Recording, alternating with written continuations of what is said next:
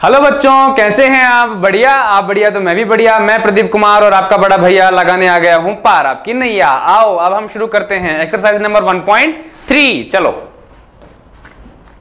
Exercise number 1.3 को शुरू करने से पहले हम यहाँ पे उसके एग्जांपल्स की बात करेंगे। किसकी बात करेंगे? उसके एग्जांपल्स की। उसके एग्जांपल हम देखेंगे, क्योंकि उसके एग्जांपल को अगर हमने ठीक से पढ़ लिया तो उसके क्वेश्चन जो है वो ठीक एग्जांपल के बेसिस के ऊपर वैसे के वैसे ही हैं। तो हमें क्या कर लेना है बेटा, पहले उसके एग्जांपल्स को अच्छे से पढ़ लेना है। फिर अगर मैं क्वेश्चन आपको नहीं भी कराऊं तो मुझे पूर्ण विश्वास हो जाएगा कि अगर आप एग्जांपल को अच्छे से पढ़ लिए तो आप उसके क्वेश्चंस को आराम से ही कर पाओगे। तो देखते हैं क्या कहता है। इसकी ब्रीफली चर्चा हम थोड़ी बहुत कर भी चुके थे अपने पिछले वाले वीडियो के अंदर कि एक्सरसाइज नंबर 1.3 के अंदर अपने को करना क्या रहेगा कि कुछ अपने को नंबर दिए रहेंगे, वो नंबर को अपने को इरेशनल प्रूव करना रहेगा। जैसे कि अपने पास में यहाँ पे दिया हुआ है √3 इज ए इरेशनल नंबर और इसको क्या करना है? प्रूव करना है। तो कैसे प्रूव करेंगे? अब चूंकि हमें पता है कि ये क्या है, दिखने में इरेशनल आ रहा है, क्योंकि हमने हमारी जो इंट्रोडक्शन वाली क्लास थी उसके अंदर हम डे फर्स्ट में ही देख चुके हैं कि वे सभी प्राइम नंबर जो कि किसके अंदर आते हैं, रूट के अंदर आते हैं, उन सभी को अपन क्या कह सकते हैं? इरेशनल नंबर कह सकते हैं। Very good. अब हमें पता तो है कि ये क्या है, एक इरेशनल नंबर है, लेकिन हमें क्या करना है? इसको प्रूव भी करना है। तो चलो प्रूव कर लेते हैं कि किस तरीके से हम इसे प्रूव करेंगे। ध्यान से देखें और समझने की कोशिश करें। ज्यादा कोई टफ चीज है नहीं, नॉर्मल सी चीज है। इसके बारे में आप जैसे यहाँ पे इस क्वेश्चन को देख लोगे तो उसके बाद में जो मेन क्वेश्चन हैं वो आप जो एक्सरसाइज के हैं वो आप आराम से कर पाओगे। तो चलो शुरू करते हैं। इसके आंसर में क्या करेंगे? √3 एक अपरिमेय संख्या है। इस प्रकार के प्रश्नों को शुरू करने से पहले ध्यान ये रखें कि जैसे ही अगर हमें एक अपरिमेय संख्या प्रूव करवानी है या करनी है तो उसके लिए आप कॉन्ट्राडिक्शन मेथड यूज में ले। अब ये कॉन्ट्राडिक्शन मेथड क्या होता है बेटा? ये विरोधाभास मेथड होता है। विरोधाभास एक विधि होती है जिसमें हम क्या करते हैं, जो प्रश्न हमसे पूछा है उसका अपोजिट हम क्या करते हैं, उसको मान करके चलते हैं। यानी कि ये क्या कह रहा है कि इरेशनल नंबर प्रूव करो आप, तो मैं मान करके चलूंगा √3 जो है वो क्या है, एक रेशनल नंबर है। ठीक है, और ये रेशनल नंबर है तो फिर हम आगे जाकर के कंक्लूजन पे पहुंचेंगे कि √3 जो है वो इरेशनल अपने आप ही हमें मिल जाएगा। वो कैसे मिलेगा उसकी बात हम कर लेते हैं। हम देखते हैं, सबसे पहले हम लिखेंगे कि let we assume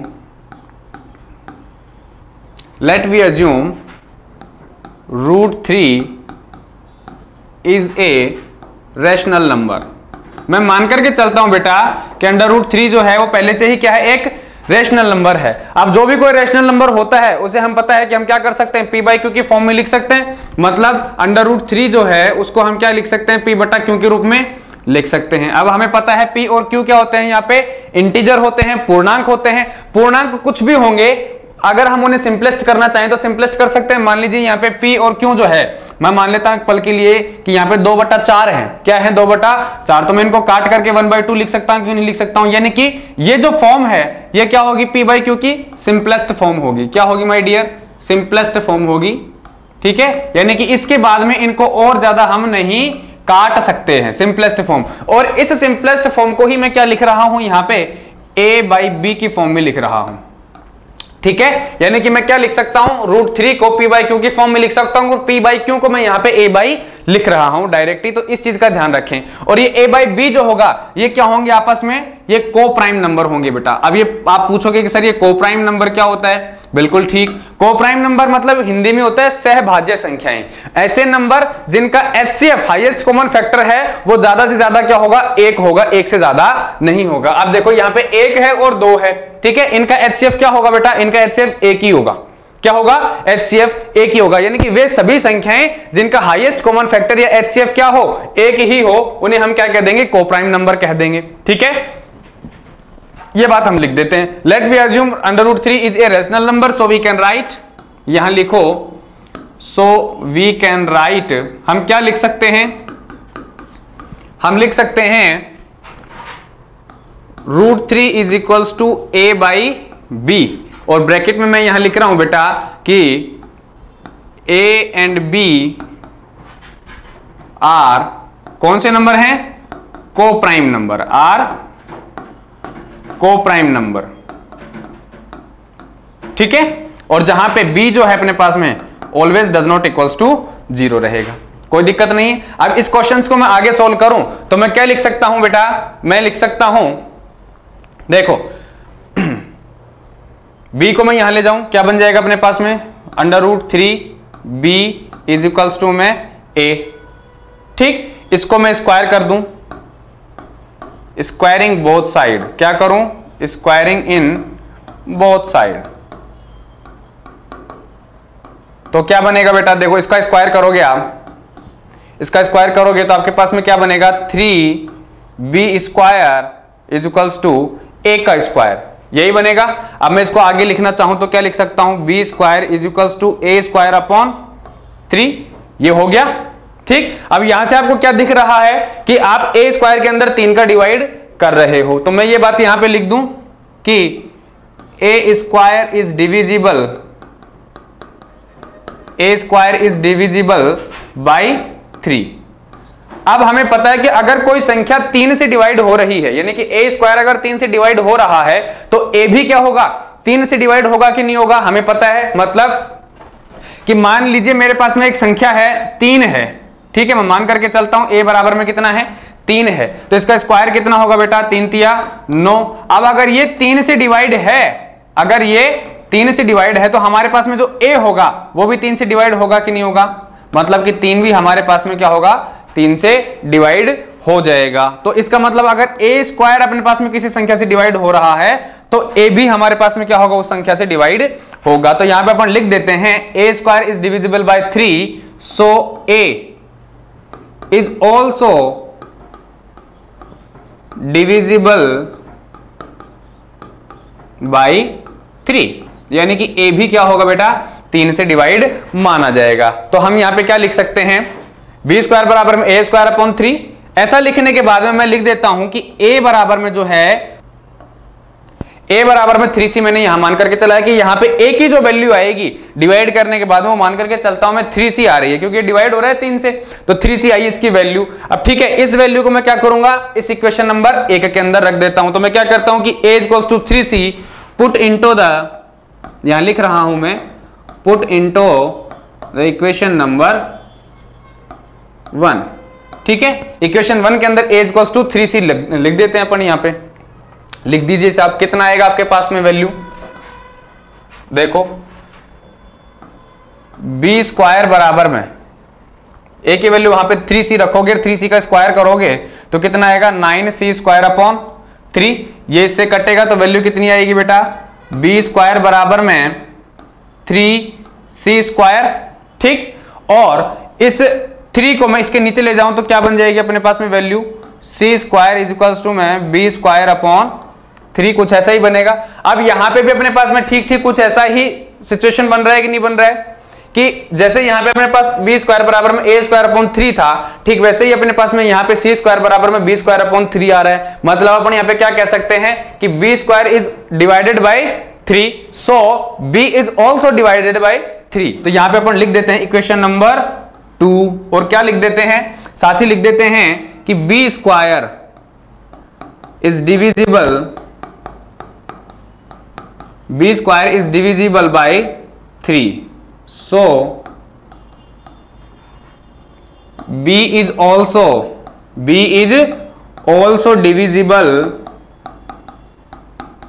divisible by 3। ठीक है, ये बात मैंने यहां पे लिख दी। अब देखो ध्यान से, हमने क्या कहा है कि a और b दोनों ही क्या हो रहे हैं, 3 से डिवाइड हो रहे हैं। मतलब a और b दोनों का एक कॉमन फैक्टर आ रहा है अपने पास में, कितना, 3। जबकि अपने पास में ये जो अपन ने माना था ये, ठीक है, इक्वेशन नंबर a, इसमें हमने क्या लिखा था, इसमें हमने लिखा था कि √3 बराबर में a अपॉन b होता है, जहां a और b क्या होते हैं, को प्राइम नंबर होते हैं, जिनका HCF यानी कि जिनका कॉमन फैक्टर जो है वो ज्यादा से ज्यादा 1 हो सकता है। जबकि हमने यहां पे क्या देखा है, a और b का एक कॉमन फैक्टर आ रहा है 3।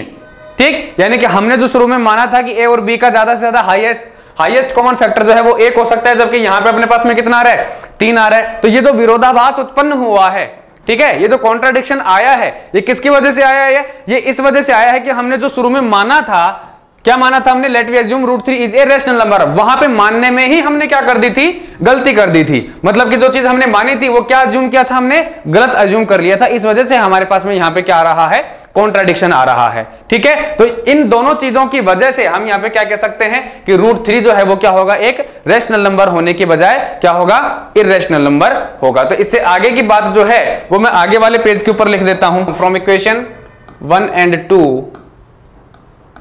कि समीकरण 1 और 2 से from equation 1 and 2 we can say that, क्या कह सकते हैं हम, we can say that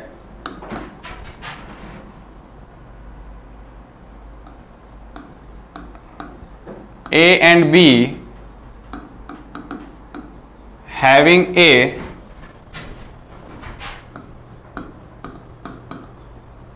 another common factor, another a common factor is 3, ठीक है। while A और B या A and B are co-prime number,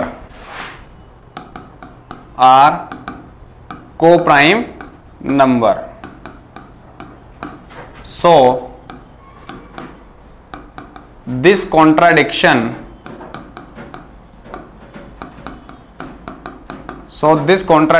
is arisen, किसकी वजह से आया है बेटा ये, so this contradiction is arisen due to our, हाँ ठीक है, जोर से बोलो, due to our incorrect assumption, due to our incorrect assumption, यानी कि हमने जो गलत माना उसकी वजह से हमारे पास में क्या है, कॉन्ट्राडिक्शन आया है, due to our incorrect assumption, so we can write या we can say, so we can say that, so we can say that under root 3 या root 3 is a irrational number, is a irrational number, ठीक है। तो यहां पे अपने पास में क्या हो गया, ये प्रूव्ड हो गया। यहां पे हम क्या लिख सकते हैं, hence proved, ठीक है, क्लियर है, कहीं कोई दिक्कत नहीं है अपने पास में। हमने क्या किया था, इससे पहले वाले सवाल को आप देख लो ध्यान से, दोबारा से बता देता हूं।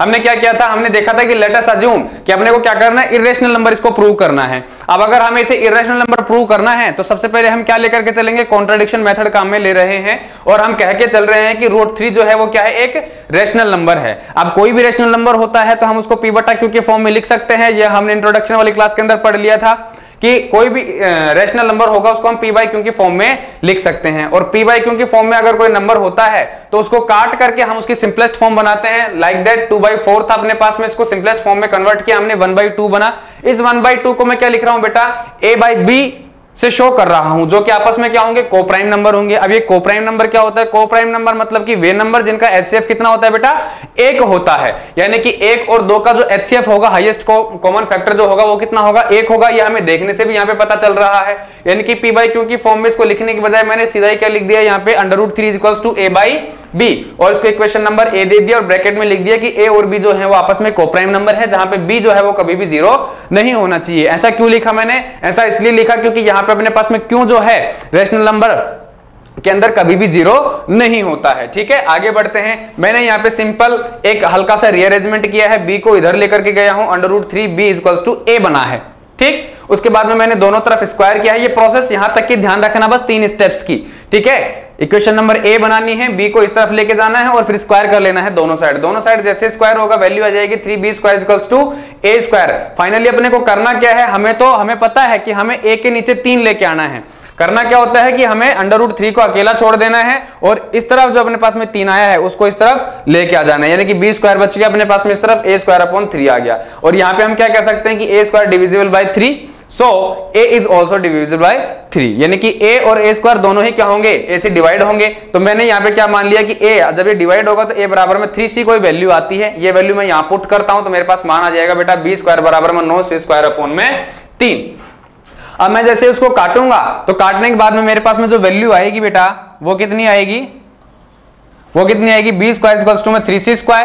ठीक, यहां से फिर मेरे को c² की वैल्यू निकालनी है, यानी कि c² बराबर में b²/3 आ जाएगा। इसको मैंने इक्वेशन नंबर 2 दे दी है और ये क्या बनेगा अपने पास में, b² is divisible by 3, so b is also divisible by 3। कहीं कोई दिक्कत नहीं है यहां तक। इसके बाद का जो है हमने अगले वाले पेज के ऊपर किया है और क्या लिखा है कि इक्वेशन 1 और 2 से हम कह सकते हैं कि ए और बी वो क्या रखते हैं अपने पास में, एक कॉमन फैक्टर रखते हैं, दूसरा कॉमन फैक्टर, यानी कि एक तो है ही उनका ठीक है, लेकिन एक दूसरा कॉमन फैक्टर और है जो यहां से हमें आ रहा है, और वो कितना है बेटा, वो 3 आ रहा है, जो कि आना नहीं चाहिए। क्यों नहीं आना चाहिए? क्योंकि ए और बी तो क्या है, को प्राइम नंबर है, और को प्राइम नंबर का एचसीएफ ज्यादा से ज्यादा एक ही आ सकता है, दूसरा नहीं आ सकता, जबकि यहां पे कॉमन फैक्टर एक दूसरा और आ रहा है जो कि 3 है। तो ये कॉन्ट्राडिक्शन हुआ, ठीक है। तो मैंने यहां पे लिखा है while a and b are co-prime number, so this contradiction is arising due to our incorrect assumption, so we can say that √3 is a irrational number। इस प्रकार के प्रश्नों को क्या कर सकते हैं, प्रूव कर सकते हैं, ठीक है। इसके बाद में हम देखते हैं इसका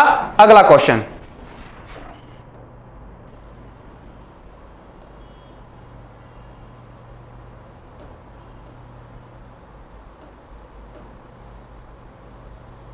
चलिए अब हम बात करते हैं अपने एग्जांपल नंबर 10 की। एग्जांपल नंबर 10 क्या कहता है बेटा, शो दैट 5 माइनस में √3 इज इर्रेशनल। दर्शाइए कि 5 माइनस में √3 क्या है, एक अपरिमेय संख्या है। इसमें भी ठीक अपने को वैसा ही करना पड़ेगा जैसा अपन ने इससे पिछले वाले एग्जांपल के अंदर किया है। क्या किया था अपन ने, √3 एक अपरिमेय संख्या सिद्ध करी थी, उसके लिए हमने √3 के बराबर में क्या रखा था, a/b, जो कि क्या होता है, कोप्राइम नंबर। तो ठीक वैसा ही अपन यहाँ पे कर लेते हैं, ठीक है। और वहां पे हमने a/b क्यों रखा, क्योंकि हमने वहां पे उल्टा मान करके चला था, या यूं मान लीजिए कि हमने विरोधाभास लेकर के चला था कि √3 क्या है, एक परिमेय संख्या है, रैशनल नंबर है। तो यहां पे भी अपने को इर्रेशनल नंबर ही सिद्ध करना है। इसके लिए हम क्या लेकर के चलेंगे कि 5 माइनस में √3 जो है वो क्या है, एक रैशनल नंबर है। तो चलो सोल्व कर लेते हैं।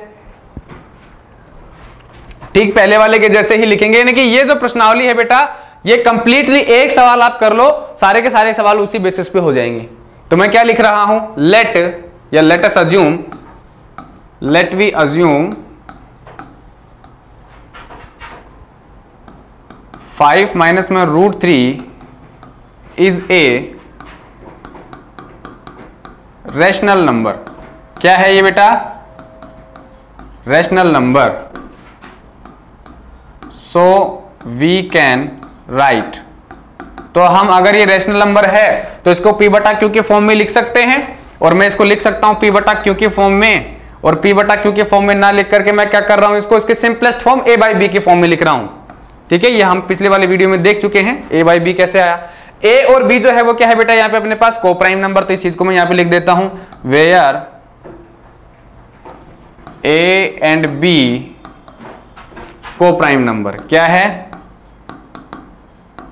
को प्राइम नंबर है, और b जो है अपने पास में वो डज नॉट इक्वल्स टू 0 है, ठीक। अब मेरे को क्या करना है, मेरे को इस 5 माइनस में √3 जो है बराबर में a बटा b के जो आ रहा है, इसमें से इस 5 को इस तरफ लेके आना है। कैसे लेके आऊंगा, यहां पे अपने को √3 ही रखना है, क्योंकि हमें पता है कि यहाँ पे a और b जो है वो भी इंटीजर है, 5 क्या है, ये भी इंटीजर है। इर्रेशनल नंबर जो है वो कौन सा है, सिर्फ और सिर्फ √3 है। तो इसको मैं एक साइड में रख लेता हूं, बाकी सारी क्वांटिटी को मैं क्या लेकर के चलता हूं, बराबर के दूसरी तरफ लेके जा रहा हूं। तो कैसे लेके जाऊंगा बेटा, देखो 5 माइनस में √3 बराबर में a बटा b है, ठीक है। तो मैं क्या करता हूं, इस √3 को इस तरफ लेके जाता हूं और इस a माइनस में b को इस तरफ लेके आता हूं। तो वैल्यू क्या बन जाएगी अपने पास में, 5 माइनस में a upon b is equals to में √3। इसको और अगर आगे मैं सोल्व करूं तो वैल्यू क्या बनेगी बेटा, 5b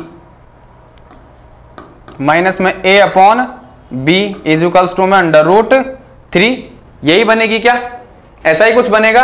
और यहां पे मैं क्या कह सकता हूं, देखो 5b माइनस में a अपॉन b बराबर में √3। अब यहां पे अपन क्या कह सकते हैं कि a, b और 5 तीनों के तीनों क्या हैं, इंटीजर वैल्यूज हैं, यानी कि यहां पे ये जो वैल्यू आई है अपने पास में, ये क्या होगी, एक रैशनल नंबर होगी। ये क्या होगी अपने पास, एक रैशनल नंबर होगी। और जबकि ये जो वैल्यू है, ऐसा हम प्रूव कर चुके हैं कि ये क्या है अपने पास में, इर्रेशनल नंबर है, ठीक है। इससे पिछले वाले सवाल में यानी कि एग्जांपल 9 के अंदर हमने √3 को इर्रेशनल प्रूव किया है, और हम जानते हैं कि कोई भी रैशनल नंबर जो है वो इर्रेशनल नंबर के बराबर नहीं हो सकता, यानी कि अगर ये रैशनल नंबर है तो इसके बराबर में भी कोई ना कोई रैशनल नंबर ही होगा। जबकि यहां पे आ क्या रहा है, इर्रेशनल नंबर। तो ये हो किस वजह से रहा है, कॉन्ट्रडिक्शन आ रहा है कि नहीं आ रहा है, विरोधाभास हो रहा है, ठीक है। और ये किस वजह से हो रहा है, ये हमारे गलत मानने की वजह से हो रहा है, कि हमने क्या मान रखा है, पहले से ही गलत मान रखा है। 5 माइनस में √3 क्या है, एक रैशनल नंबर है, तो उस वजह से ये कॉन्ट्रडिक्शन आ रहा है। तो इस चीज को हम लिख देते हैं यहां पे। क्या लिखेंगे, देखिए ध्यान से, from the above observation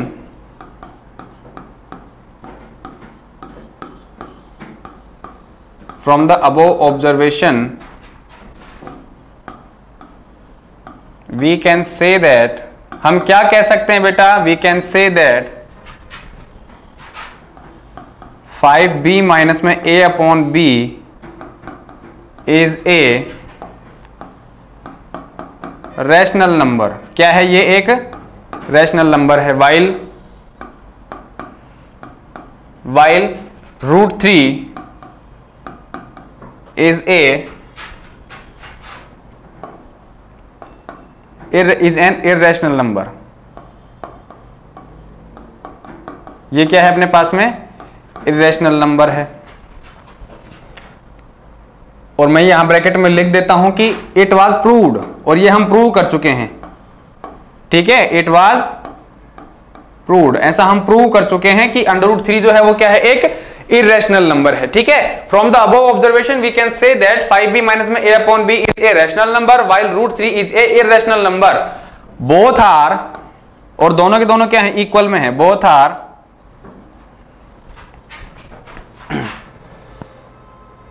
both are in equal,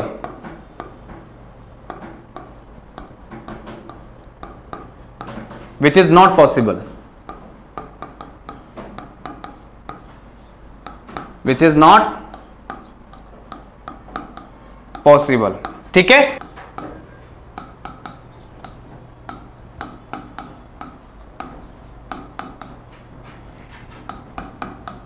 this contradiction is arisen, this contradiction is arisen due to our incorrect, due to our incorrect assumption।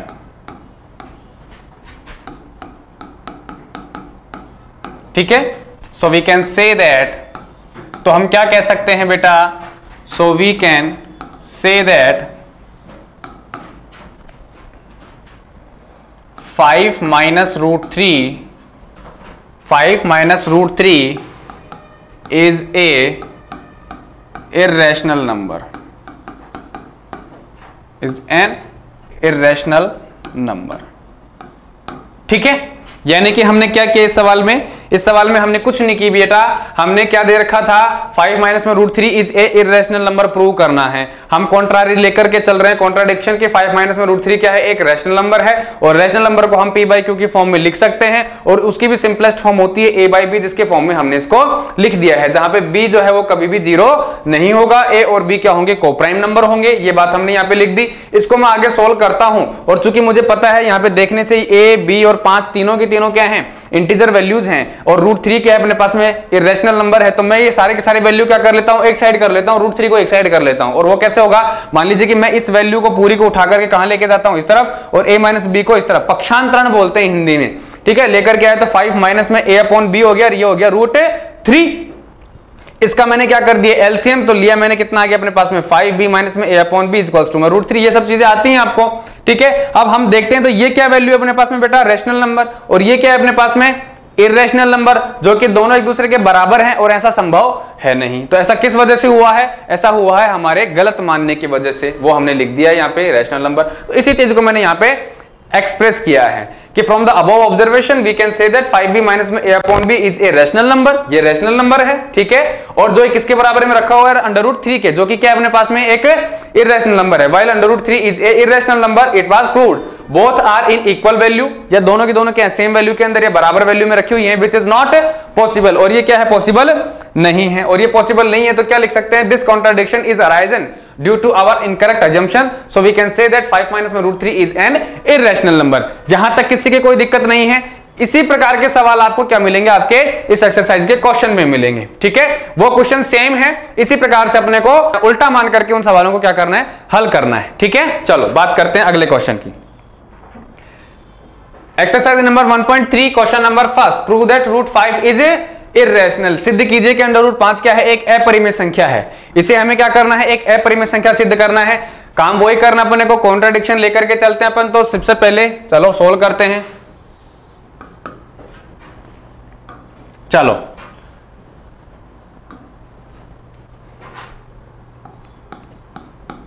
let we assume root 5 is a, क्या है बेटा, उल्टा मान करके चलेंगे, है ना, ठीक है। Let us assume root 5 is a rational number, ठीक है। सो वी कैन राइट, तो हम लिख सकते हैं, और हम क्या लिख सकते हैं, हम लिख सकते हैं इसको p बटा q की फॉर्म में, और उसका सिंपलेस्ट वैल्यू होगा a बाई बी। तो हमने a बाई बी के रूप में लिख दिया इसको, जहां पे a और b जो है बेटा वो क्या होंगे, where a and b are coprime, are coprime number, ठीक है। और b जो है वो डज नॉट इक्वल्स टू 0 रहेगा, कोई दिक्कत नहीं है। इसको मैं आगे सोल्व कर लेता हूं। क्या होगा अपने पास में, b को इस तरफ लेके आता हूं तो कितना बनेगा, root 5 into B is equals to a। इसको मैं आगे और सोल्व करता हूं तो वैल्यू क्या बनेगी अपने पास में, मान लीजिए मैं इसका स्क्वायर कर लेता हूं, क्या कर लेता हूं यहाँ पे स्क्वायर, और ये बात लिख देता हूं कि squaring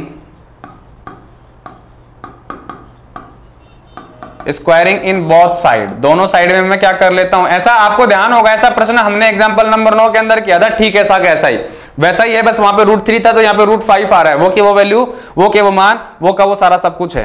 root 3 5b equals to a, तो यहाँ पे कितना हो जाएगा बेटा, 5b स्क्वायर बराबर a स्क्वायर, ठीक है। 5 को मैं नीचे लेके जाता हूं तो वैल्यू क्या बनेगी, b स्क्वायर बराबर में a स्क्वायर बटा में 5, यानी कि a स्क्वायर जो है वो क्या हो रहा है, 5 से डिवाइड हो रहा है। तो यहां पे मैं क्या लिख देता हूं बेटा कि a स्क्वायर इज डिविजिबल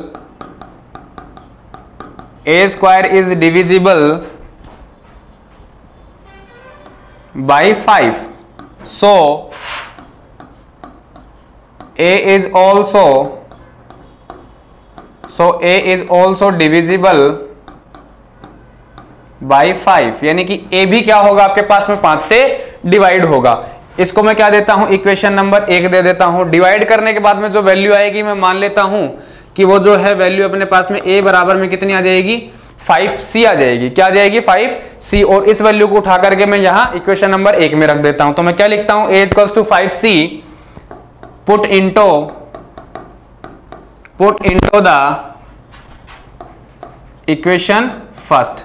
अब ये वैल्यू अगर इक्वेशन फर्स्ट के अंदर रखते हैं तो वैल्यू क्या आएगी अपने पास में, फाइनली देखो b स्क्वायर का b स्क्वायर रहेगा, ठीक है, ठीक है। a की जगह अपने को 5c रखना है और उसका स्क्वायर करना है, तो कितना हो जाएगा, 5c स्क्वायर बटा में कितना हो जाएगा बेटा, 5। चलो अब ये इससे कटेगा तो कितना आ जाएगा अपने पास में, b स्क्वायर बराबर में 5c स्क्वायर, और मुझे क्या करना है, मुझे c स्क्वायर की वैल्यू चाहिए, क्यों, क्योंकि b स्क्वायर का मान प्राप्त करना है अपने को। शुरू में हमने a और b माना था, तो c स्क्वायर बराबर में कितना जाएगा, b स्क्वायर बटा में 5। और आप यहां पे देखोगे अच्छे से कि b स्क्वायर भी क्या हो रहा है, a की तरह 5 से डिवाइड हो रहा है। मींस यहां पे मैं लिख देता हूं b square is divisible by 5, so b is also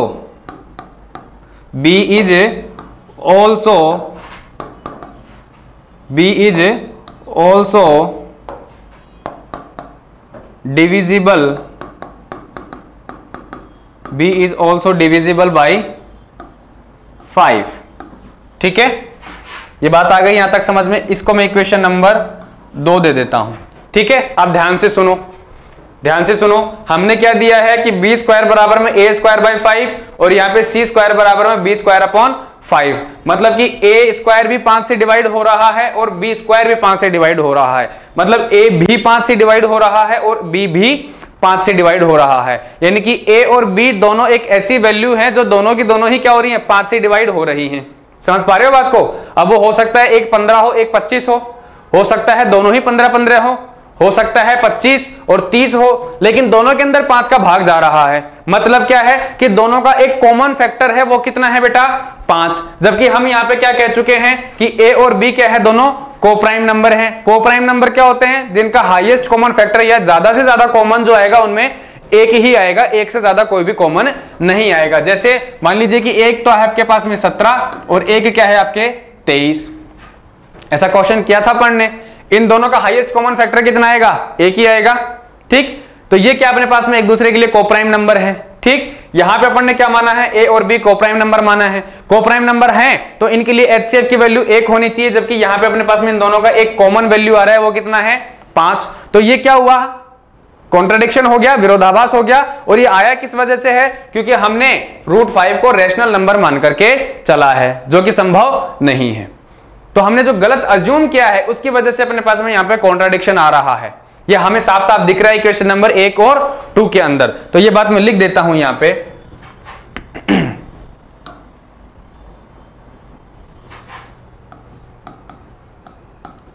from equation 1 and 2, from equation 1 and 2, समीकरण 1 और 2 से हम कह सकते हैं, क्या कह सकते हैं, we can say that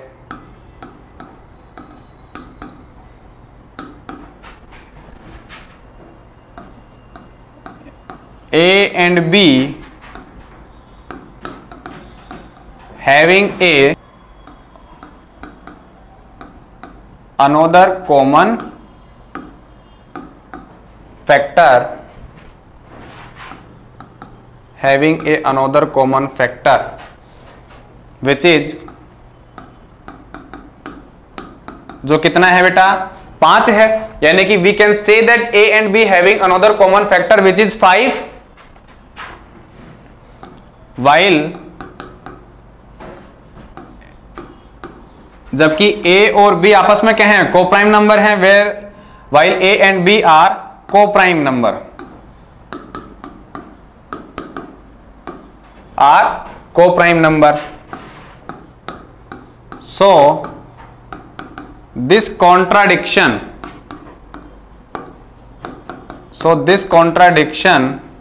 is arisen, so this contradiction is arisen due to, किस वजह से आया है, due to our incorrect assumption, due to our incorrect assumption, so we can say that √5, तो हम क्या कह सकते हैं कि √5 इज ए इर्रेशनल नंबर। क्या है बेटा, एक इर्रेशनल नंबर है, hence proved.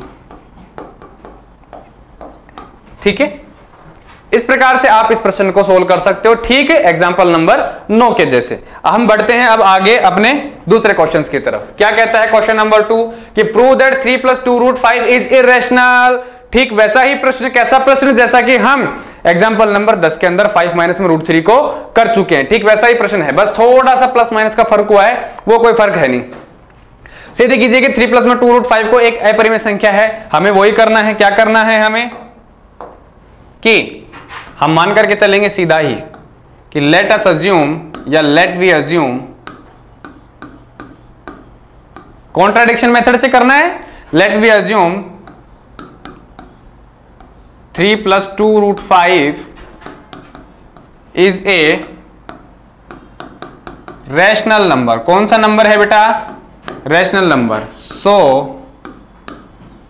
We can write, तो हम क्या लिख सकते हैं, तो हम लिख सकते हैं 3 + 2 √5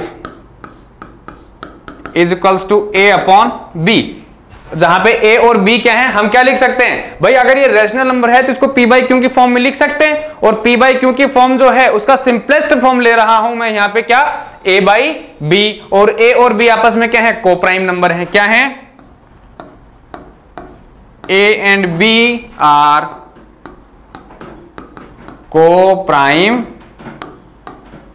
नंबर, जहां पे B जो है वो डज नॉट इक्वल्स टू 0 है। यहां तक कोई दिक्कत नहीं है। अब इसके बाद में हम क्या कर लेते हैं, इसको थोड़ा सा सोल्व कर लेते हैं। सोल्व कैसे करता हूं मैं, मान लेता हूं कि 2√5 है, ऐसे कैसे, और a/b जो है इसको लिख देता हूं मैं कुछ ऐसा, कोई दिक्कत नहीं है। 2√5 ऐसे कैसे रह जाएगा, और इसको मैं आगे सोल्व कर लेता हूं a माइनस में 3b/b, और मैं अगर इसको आगे सोल्व करूं तो √5 मेरे पास में यहाँ पे अकेला रह जाएगा, और a माइनस में 3b/ में कितना बच जाएगा, 2b। फाइनली मोटा मोटी अगर अपन देखें सारे सवालों को, तो हमें काम एक ही करना है, जो इर्रेशनल नंबर दे रखा है उसको सेपरेट कर लेना है। इससे पहले वाला जो सवाल किया था उसमें भी अपन ने ऐसा ही किया था, ये जो कर रहे हैं इसमें भी ऐसा ही कर रहे हैं, और आगे जो करेंगे उसमें भी ऐसा ही करेंगे कि जो इर्रेशनल नंबर, अब हमें तो प्रूव करना है, लेकिन वैसे देखने पर तो पता चल ही रहा है ना कि यहाँ पे ये जो √5 है ये क्या है, इर्रेशनल नंबर है। तो इस पूरे के अंदर से जो √5 है उसको अपने को क्या कर लेना है, अलग कर लेना है। वही तो किया है मैंने, 3 + 2√5 था, 3 को इधर लेके आया, माइनस में हो गया, यहाँ पे बच गया 2√5। ठीक, एलसीएम लेकर के a माइनस में 3b/b बनाया है इसको, ये ऐसे कैसे, 2 को क्या कर देता हूं अब नीचे ले आता हूं, तो a माइनस में 3b/2b बच गया कि नहीं बच गया, ये यहाँ पे क्या हो गया, √5। अब चूंकि हमें पता है √5 क्या है, एक इर्रेशनल नंबर, हम प्रूव कर चुके हैं, ये क्या है, इर्रेशनल नंबर है। ठीक, और a माइनस में 3b/2b ये पूरा का पूरा क्या होगा अपने पास में, एक रैशनल नंबर होगा। क्या होगा, रैशनल नंबर। क्यों होगा रैशनल नंबर, क्योंकि देखो a और b क्या है, को प्राइम नंबर है, और 3 और 2 क्या है, इंटीजर है। ठीक है, तो इन पूरे का जो भी आप वैल्यू रखोगे a और b की, तो फाइनली आपको क्या मिलेगा, एक रैशनल नंबर मिलेगा, यानी कि कोई भी ऊपर एक अंक मिलेगा, नीचे एक अंक मिलेगा, और चूंकि बीच में बटा है तो p बटा क्योंकि फॉर्म में वो अपने पास में संख्या मिलेगी, इसलिए वो क्या हो जाएगा, एक रैशनल नंबर हो जाएगा। क्या हो जाएगा, रैशनल नंबर हो जाएगा। अब रैशनल नंबर कभी इरेशनल नंबर के बराबर हो सकता है क्या, कभी नहीं हो सकता। तो यहां पे क्या आ रहा है अपने पास में, विरोधाभास की स्थिति उत्पन्न हो रही है। ठीक, विरोधाभास की स्थिति उत्पन्न किस वजह से हो रही है, चूंकि हमने माना ही गलत है। 3 + 2√5 एक अपरिमेय संख्या है, और हम इसको उल्टा मान करके चल रहे हैं कि ये क्या है, एक रैशनल नंबर है। इस वजह से अपने पास में यहां पे क्या आ रहा है, विरोधाभास की स्थिति पैदा हो रही है। तो मैं यहां पे लिख देता हूं कि फ्रॉम अबोव ऑब्जर्वेशन, कि ऊपर में जो हमने देखा है उससे हम बता रहे हैं, from above observation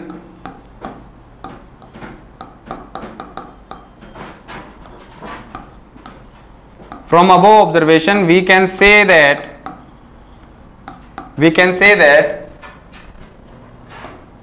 a minus 3b/2b is a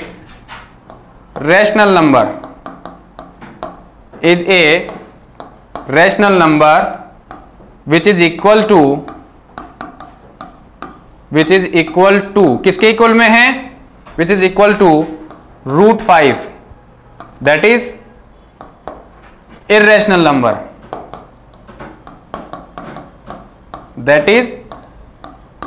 number, और यहां पे ब्रैकेट में लिख देता हूं इट वाज प्रूव्ड, कि ये प्रूव किया जा चुका है। क्या क्या प्रूव किया जा चुका है, कि √5 जो है वो क्या है, एक इर्रेशनल नंबर है। इट वाज प्रूव्ड, ये इसके इक्वल रखा हुआ है। सो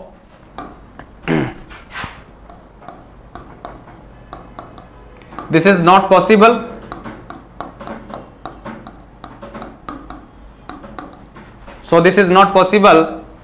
and this contradiction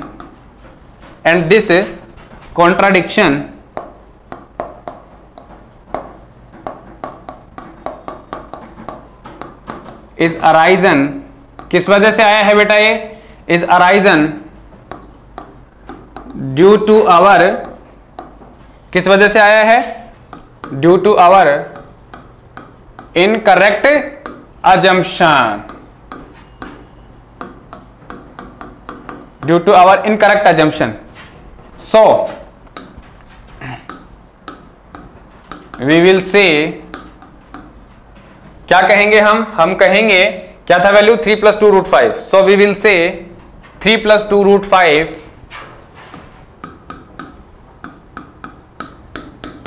is a irrational number,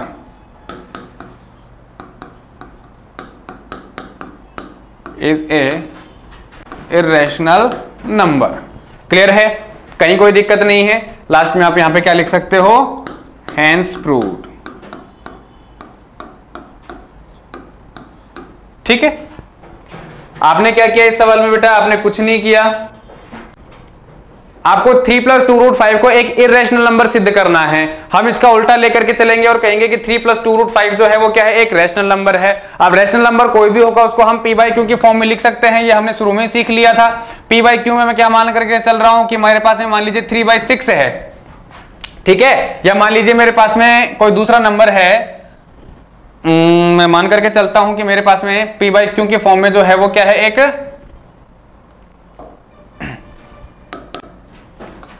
10/12 है। क्या है, 10/12। तो इसको मैं आगे और सिंप्लीफाई कर सकता हूं, कितना आ जाएगा, 2 × 5 = 10, 2 × 6 = 12। क्या इससे आगे भी सिंप्लीफाई हो सकता है क्या? ये नहीं हो सकता। तो यहां पे 5 और 6 ये क्या हो गई, उसकी p/q की सिंपलेस्ट फॉर्म हो गई। और इन दोनों का जो HCF होगा बेटा वो क्या होगा, ज्यादा से ज्यादा 1 हो सकता है। 1 के अलावा कुछ होगा क्या, हमें पता चल रहा है यहाँ पे 5 और 6 के बीच में सिर्फ और सिर्फ एक ही कॉमन फैक्टर है, वो कितना है, 1 है। यानी कि a और b एक दूसरे के लिए क्या है, को प्राइम नंबर है, क्या है, सहभाज्य संख्याएं हैं। ये बात मैंने यहाँ पे लिखी है। यानी कि 3 + 2√5 को p/q की फॉर्म में ना लिख करके उसके सिंपलेस्ट फॉर्म में मैं यहाँ पे लिख रहा हूं a/b की फॉर्म में। और a और b क्या है, को प्राइम नंबर है, जहां पे b जो है वो कभी भी 0 नहीं हो सकता है। क्यों? क्योंकि p/q में कभी भी q 0 नहीं होता है। फिर मैंने इसको आगे सोल्व किया, 2√5 है अपने पास में, 2√5, 3 को मैं इस तरफ लेके गया। फाइनली मुझे करना क्या है, यहाँ पे √5 को बचाना है अलग से, ठीक है। तो इसके लिए मैं क्या करूंगा, जितने भी मटेरियल आ रहा है मेरे पास में ये वाला, इसको उठा करके उस तरफ लेके जाऊंगा। पहले 3 को लेके गया, a- में b- में a/b- 3 बना। फिर मेरे पास में 2 था, 2 को मैं इसके नीचे लेके चला गया। तो यहाँ पे क्या बच गया, सिर्फ √5, जो कि क्या होता है कि रैशनल नंबर, हमने इससे पहले वाले सवाल में प्रूव कर चुके हैं। और ये पूरा का पूरा मैटर जो है वो क्या होगा, एक रैशनल नंबर होगा। क्यों? क्योंकि a और b दोनों क्या है, इंटीजर है या को प्राइम नंबर है, ठीक है। तो यहाँ पे अपने पास में क्या आएगा, from the above observation we can say that a- 3b/2b is a rational number और which is equal to the √5, that is irrational number. It was proved, और ये अपन प्रूव कर चुके हैं। So this is not possible and this contradiction is arisen due to our incorrect assumption. So we will say 3 + 2√5 is an irrational number. और यहां पे आप क्या कह सकते हो कि 3 + 2√5 जो होता है वो क्या होता है, एक irrational number होता है। अब बढ़ते हैं हम हमारे अगले प्रश्न की तरफ। अगला प्रश्न क्या कहता है बेटा कि prove that the following are irrational, कि नीचे जो भी दिया गया है वो आपको क्या प्रूव करना है, एक इर्रेशनल नंबर प्रूव करना है। तो कर देते हैं। 1/√2 दे रखा है और 7√5 है। एक तीसरा क्वेश्चन और है, वो ठीक जो हम पहले कर चुके हैं उसी के जैसे है। तो आप अपनी तरफ से वो करना, वो आपके क्या है, होमवर्क में है। DYS बोल सकते हो आप उसको, डू योर सेल्फ, या होमवर्क बोल सकते हो, ठीक है, जो थर्ड क्वेश्चन है वो, ठीक। अब हम बढ़ते हैं हमारे प्रश्न संख्या 3 के पहले की तरफ। क्या कहता है अपने पास में ये कि 1/√2 दे रखा है और इसको अपरिमेय संख्या सिद्ध करनी है। हमारा तो रटा रटा है, वही मटेरियल है कि अगर अपरिमेय संख्या सिद्ध करनी है तो पहले क्या माना, उसको परिमेय संख्या मानो। मतलब इरेशनल नंबर अगर सिद्ध करना है तो पहले क्या मानना पड़ेगा, उसको रैशनल नंबर। उल्टा लेकर के चलेंगे, ठीक है। चलो करते हैं। Let be assume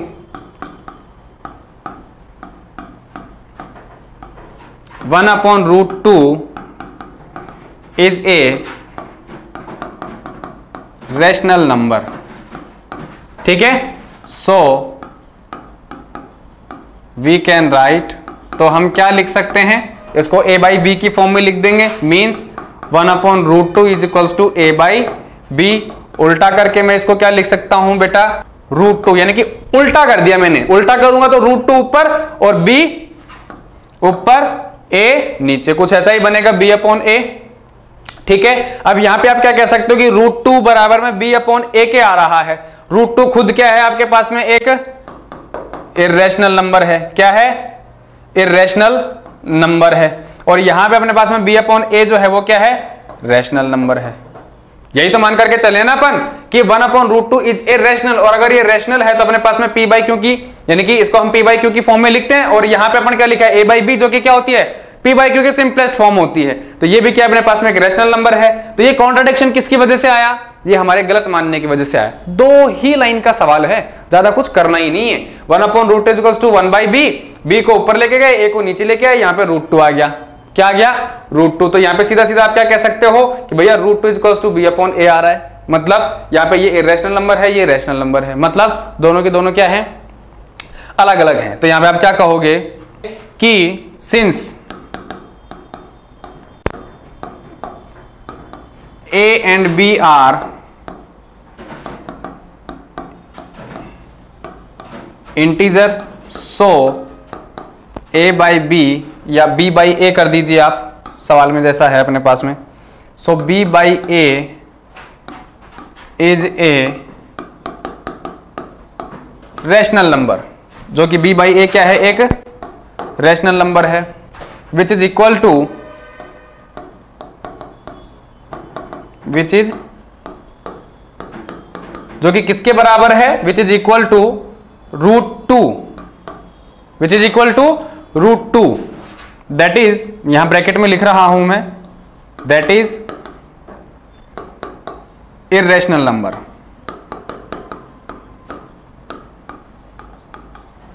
that is irrational number, while it is not possible, it is not possible, ये संभव नहीं है कि इर्रेशनल नंबर रैशनल नंबर के बराबर हो जाए। सो दिस कॉन्ट्राडिक्शन, ये किसकी वजह से आया है, so this contradiction, so this contradiction arisen, so this contradiction arisen due to our incorrect assumption,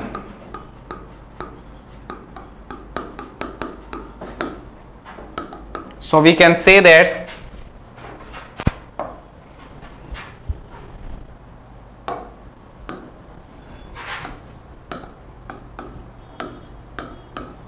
so we can say that, क्या कह सकते हैं हम कह सकते हैं कि 1/√2 जो है वो क्या होगा, so we can say that 1/√2 is a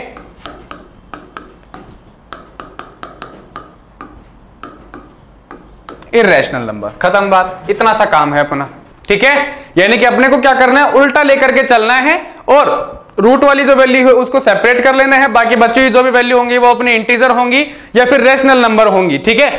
integer भी होंगी, सारी की सारी इंटीजर वैल्यू क्या होती है, रैशनल नंबर ही तो होता है, तो इंटीजर जो होंगी वो सारी की सारी क्या होंगी, रैशनल नंबर होगी, बाकी जब जो बराबर के दूसरी तरफ में जो वैल्यू होगी वो क्या होगी, इर्रेशनल नंबर होगी। तो दोनों की दोनों वैल्यू क्या आ रही है, बराबर हो नहीं सकती। अगर इधर रैशनल नंबर है तो इधर भी रैशनल नंबर ही होना चाहिए, इधर इर्रेशनल नंबर है तो इधर भी इर्रेशनल नंबर ही होना चाहिए, जबकि वहां पे क्या है, एक तरफ रैशनल है तो एक तरफ इर्रेशनल है, जो कि पॉसिबल है ही नहीं। तो ये कॉन्ट्राडिक्शन, ये घालमेल किसकी वजह से आ रही है, हमने गलत माना था, हमने गलत माना था। हमारी उस गलती को हम सुधार लें तो हमारी ये वैल्यू जो है वो क्या आ जाएंगी, गलत नहीं आएंगी, यानी कि कॉन्ट्राडिक्शन, विरोधाभास वाली स्थिति उत्पन्न नहीं होगी और हमारा जो आंसर है वो सीधा सीधा आ जाएगा। तो यहां पर हम क्या लिख सकते हैं कि जो हमने माना था वो गलत था, जिसकी वजह से 1/√2 हम कह सकते हैं क्या होगा, एक इर्रेशनल नंबर होगा। अब हम बढ़ते हैं हमारे दूसरे प्रश्न की तरफ। दूसरा प्रश्न क्या था बेटा कि 7√5 को आप क्या सिद्ध करो, एक इर्रेशनल नंबर सिद्ध करो।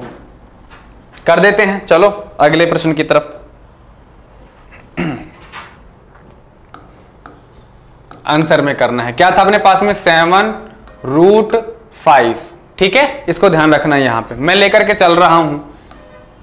लेट वी अज्यूम, इसी तरीके से करेंगे जैसे करते आए हैं। Let we assume 7√5 is a, क्या है, इर्रेशनल प्रूव करना है तो हम रैशनल मान करके चलेंगे, is a rational number, so we can write. तो हम क्या लिख सकते हैं बेटा, हम लिख सकते हैं 7√5 is equals to a/b। Rational number कोई भी होगा p बाई क्यू की फॉर्म में लिख सकते हैं, और p बाई क्यू की फॉर्म में अगर लिखेंगे तो उसके simplest form a by B मान करके चल रहा हूं मैं, इस फॉर्म में मैंने लिख दिया।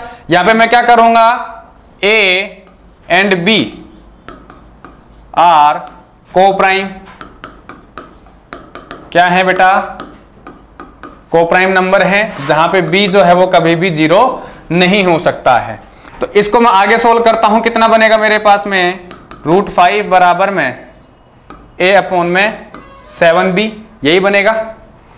अरे यही तो बनेगा भाई, 7 को मैं इधर लेके गया हूं और मुझे पता है मेरे को √5 यहां पे अकेला निकालना है। क्यों, क्योंकि √5 अकेला निकलेगा वो इर्रेशनल होगा, बाकी बची हुई क्वांटिटी उस तरफ जो भी जाएगी वो सब रैशनल हो जाएगी। मेरे को पहले से ही पता है, पहले से पता है, तो मैंने वही किया है। यहां पे क्या किया है मैंने कि मैं इस वैल्यू को जो है वो यहां पे पूरा हटा रहा हूं और यहां क्या कर रहा हूं, a लिख दे रहा हूं, ठीक है। यानी कि √5 बराबर में a अपॉन में 7b हो गया। अब अपन यहां पे क्या कह सकते हैं कि ये जो पार्ट अपने पास में ये इर्रेशनल नंबर का है और ये जो पार्ट है अपने पास में ये क्या है, रैशनल नंबर है। क्यों? क्योंकि √5 हम सिद्ध कर चुके हैं वो इर्रेशनल नंबर होता है। a और b इंटीजर है, 7 भी क्या है, इंटीजर है, तो ये पूरा का पूरा क्या हो गया, एक रैशनल नंबर हो गया। और कभी भी इर्रेशनल नंबर रैशनल नंबर के बराबर हो नहीं सकता। तो ये क्या हो रहा है, कॉन्ट्रडिक्शन। कॉन्ट्रडिक्शन किसकी वजह से, हमने गलत मान करके चला है। तो फाइनली हम क्या कह सकते हैं कि 7√5 जो कि हम रैशनल नंबर मान करके चले हैं वो क्या होगा, फाइनली इर्रेशनल नंबर होगा। तो हम यहां पे क्या लिख सकते हैं, since a and b are integer, so a upon 7b is a या will be रैशनल नंबर। क्या होगा, रैशनल नंबर होगा, विच इज इक्वल टू, वही लैंग्वेज लिखेंगे बेटा, अलग से कुछ नहीं लिखेंगे, वो लैंग्वेज जैसे पिछले वाले प्रश्न में लिखी है, which is equal to √5 that was irrational number, that was irrational number। ये अपन प्रूव कर चुके हैं, जो कि क्या अपने पास में √5 एक irrational नंबर है। So this is not possible, so this is not possible and तो ये संभव नहीं है। एंड दिस कॉन्ट्रडिक्शन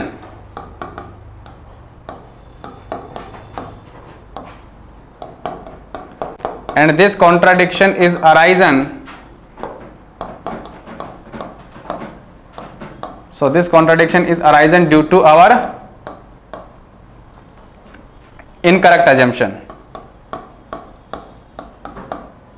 किसकी वजह से आया है, इनकरेक्ट अजम्पशन की वजह से, जो हमने माना था उसकी वजह से आया है।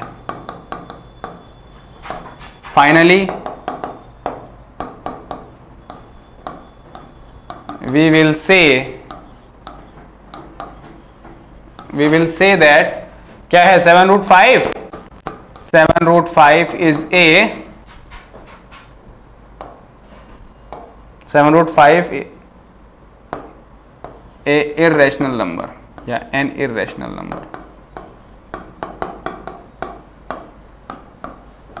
खत्म बात। और यहां पे आप लिख सकते हो hence proved।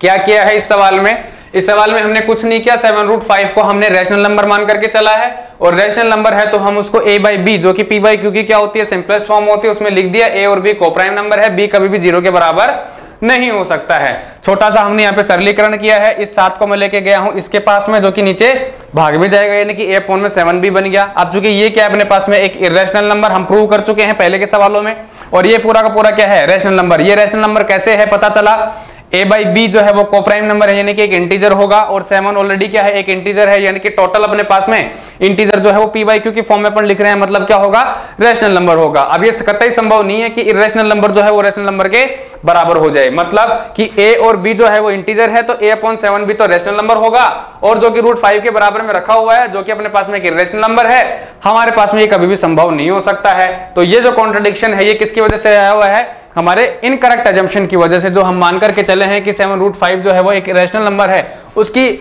वजह से हमारे पास में ये आया है। तो हम क्या कर लेते हैं, हम उसी में सुधार कर लेते हैं और कह देते हैं कि we will say that 7√5 is a irrational number. तो यहां पे आपके पास में ये जो चैप्टर नंबर 1.3 है, या यूं कह दीजिए कि एक्सरसाइज नंबर 1.3 जो है वो क्या होता है, खत्म होता है। अब हम बात करते हैं एक्सरसाइज नंबर 1.4 की।